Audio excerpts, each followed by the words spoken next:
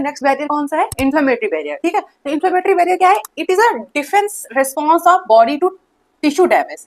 जब हमारे बॉडी में कोई टिश्यू डैमेज होता है तो इन्फ्लेमेशन होता है, वो एक तरह का डिफेंसिव रिस्पॉन्स होता है। ठीक है, देन सेकेंड, तो इन्फ्लेमेशन क्या है? एक अटेम्प्ट होता है डिस्पोज करने का। मतलब ये क्या करता है? डिस्पोज करता है टॉक्सिन्स को, पैथोजेंस को और फॉरेन मटेरियल्स को। जहां पर इंजरी है उस जगह से इसको डिस्पोज करता है ताकि कि नेक्स्ट टिश्यूज में ये क्या स्प्रेड ना हो सके। ठीक है, देन थर्ड पॉइंट क्या है? अगर किसी साइड पे इंजरी हुई, ठीक है, अगर हमारी किसी भी पार्ट में पर्टिकुलर इंजरी हुई तो उस साइड पे क्या होते हैं? मास्ट सेल एक्टिवेट हो जाते हैं जो कि हिस्टामिन रिलीज करते हैं। और हिस्टामिन का काम क्या होता है? वो कैपिलरीज या ब्लड स्मॉल ब्लड वेसल्स को क्या करता है? डायलेट कर देता है। ठीक है, देन फोर्थ पॉइंट क्या है? इसमें क्या है कि जब वहां पर डायलेटेशन हो जाएगा, capillaries blood small blood cells वहां पर डायलेट हो जाएंगी तो वहां पर ब्लड फ्लो ज्यादा होगा। ठीक है, ब्लड फ्लो ज्यादा होगा तो वो क्या होगा? रेड हो जाएगा। और क्या होगा? वार्म, ज्यादा सर्कुलेशन हो रहा है तो फ्रिक्शन की वजह से वो वार्म होगा। एंड फ्लूइड, जो फ्लूइड है वो क्या करता है? Take out into the tissue space. वो वहां से जो फ्लूइड होता है वो वहां पर आ जाता है। ठीक है, जिसकी वजह से वहां पर क्या होता है? स्वेलिंग हो जाती है। इस रिएक्शन को क्या कहते हैं? Inflammatory response. इसको एक एग्जांपल से पूरी तरह समझा देती हूँ। जैसे कि यहाँ पर ये कोई ब्लड वेसल्स है। ठीक है, ब्लड वेसल्स है।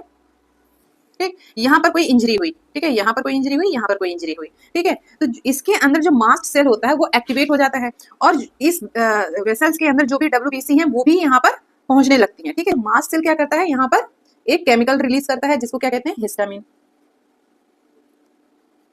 हिस्टामिन क्या करता है? यहाँ पर जहाँ इंजरी हुई होती है उस ब्लड वेसल्स को क्या करता है? डायलेट कर देता है, जिसकी वजह से यहाँ पर ब्लड फ्लो ज्यादा पहुंचेगा और WBC ज्यादा पहुंचेंगी। ठीक है, ज्यादा ब्लड फ्लो पहुंचेगा तो क्या होता है कि यहाँ पर रेडनेस आ जाएगी।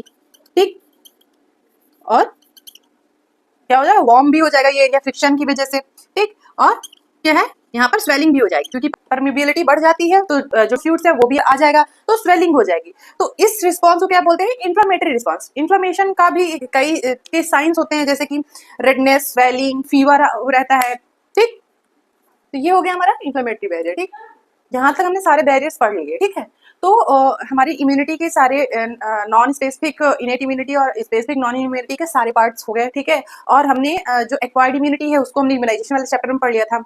अब इम्यूनिटी को हम अदर बेसिस पे भी हमने डिवाइड किया है, सेल बेसिस पे। ठीक है, सेल बेसिस पे डिवाइड किया है, उसका भी टाइप्स हम आगे पढ़ेंगे। ठीक है।